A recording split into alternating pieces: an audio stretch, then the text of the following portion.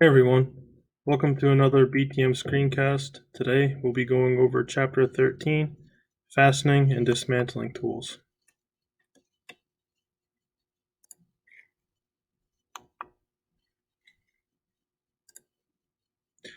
So first let's go over hammers. Claw hammers, also known as framing hammers, are available in a number of styles and weights. Usually the claws are curved or straight, and you can see here these claws are straighter and these have more curve. Now each one has its application. Generally the ones that we'll be using are like this with the straighter claws. The ones that we use in the lab, well, they range in here from 7 to 32 ounces.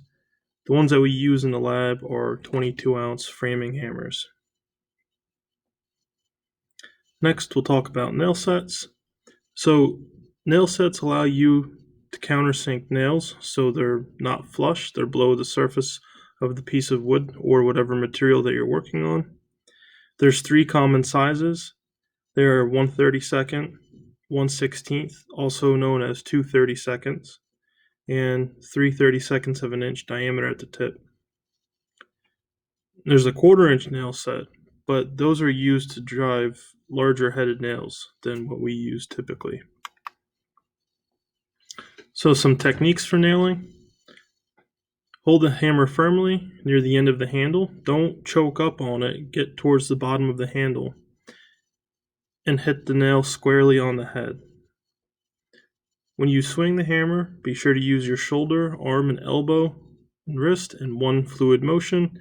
You don't want to look like a robot. You don't want to be tight. You just want to kind of go with the flow. Toe nailing is a technique used for driving nails at an angle. Sometimes you can't face nail them, so you need to toe nail them, which we will be doing.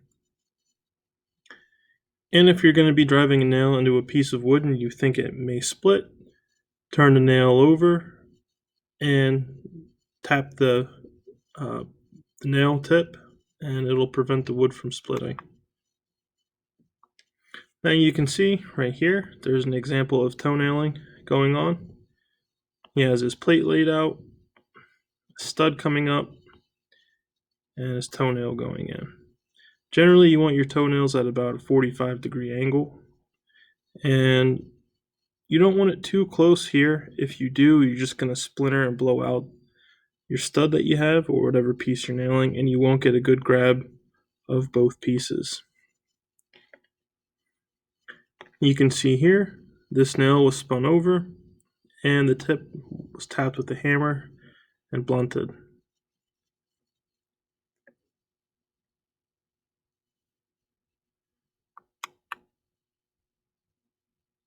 So if you are nailing something, if you stagger and angle the nails, meaning you offset them so they're not in a straight line, and when you drive the nails, you don't drive them straight into the wood, but at different angles, you increase the holding power. And a protruding nail can serve as an alignment aid when nailing two materials. So if you were going to frame your walls before you throw them up and you want to put your plywood on, you can lay out your walls and then put your nail in the center of your stud or slightly off center, and then use that to line up where your plywood's going to go before you nail it. Here's the nailing techniques that we talked about before. Now you can see these are staggered, they're not in a straight line, and these are all driven at different angles, and that allows more grabbing power. On this end here, you can see that these nails, same thing, both of these are driven down on an angle rather than straight down, and that gives a little bit more holding power. Just a quick hint, if you're going to sister these two pieces of wood together like this, always start this nail first, because if you start this nail here without doing that, these two pieces are going to want to bounce apart, and it's just more of a pain than it needs to be. Next, we'll talk about screwdrivers. So the two most common that you'll see are the slotted or regular head and the Phillips screwdrivers, which everyone should be familiar with. If you're not, that's fine. We'll be going over those also. Screwdrivers are sized by the blade length and the size of the tip. So there's different size screwdrivers for different size screws, if that makes sense. Most people don't think of it that way, but there are different heads for different size screws. The reason for that is if you have one that's too small or you have one that's too big, you can end up stripping out the hole, and that's not something that you want. To make sure that you have the right size screwdriver, it should fit snugly into the slot or where the Phillips head goes in. It should fit snugly. As I said, screwdriver bits come in many shapes, many sizes, and these bits are for use with a drill, screw gun, or an impact. And here's just various sizes. You can see that they're all a little different. Obviously, if you used this one for a screw that would go in here, you most likely strip it, and vice versa. So before you screw anything, drill a pilot hole. If you drill a pilot hole, it'll prevent screws from going in at an angle and help prevent against slipping and damage to the screw slot, which we just talked about before. If you counterbore or set a screw below flush, it allows for more penetration of the screw, so you could use a shorter screw, and depending on the finish, you're also able to finish the piece a little more nicely.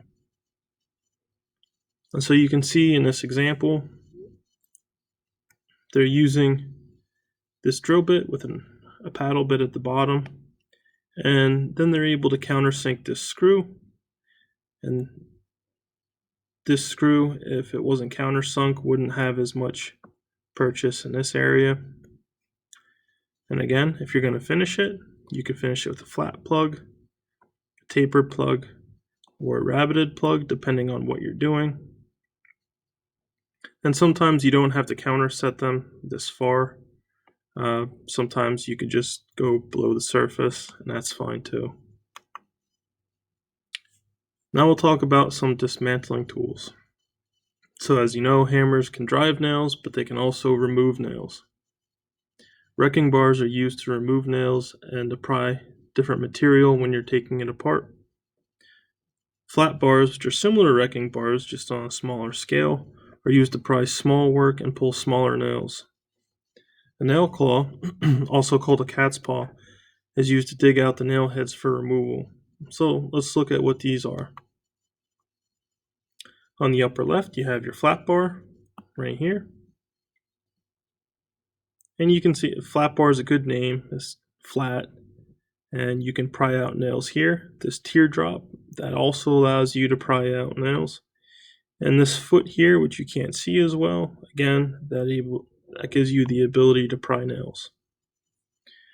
These wrecking bars, some of you may know them as crowbars, which is fine. A lot of tools have different names in different places. And down here, last but not least, is the cat's paw. And the reason it's called a cat's paw, if you look at the way that it's constructed, which these will be laid out for your tool ID quiz, this end here almost looks like the paw to a cat.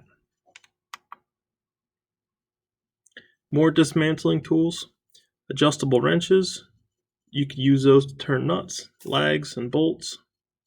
And of course clamps, which we use quite frequently in here. You can use them to hold things together while you're fastening or gluing and even cutting.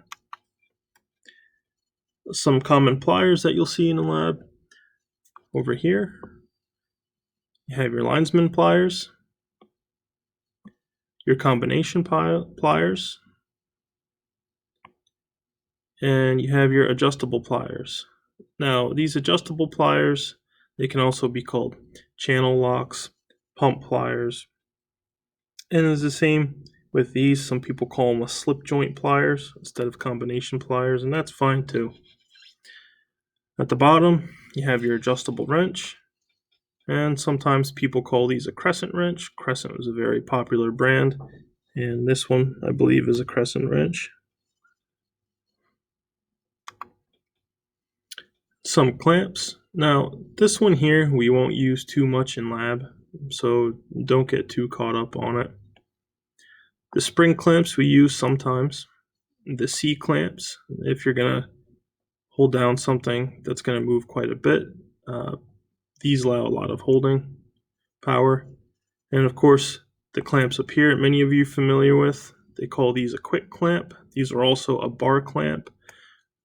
So whichever name you'd like to put to it, I'm okay with that.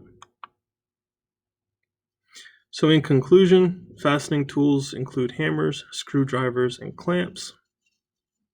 Always remember to use proper techniques when driving nails and screws to result in safe, sturdy construction.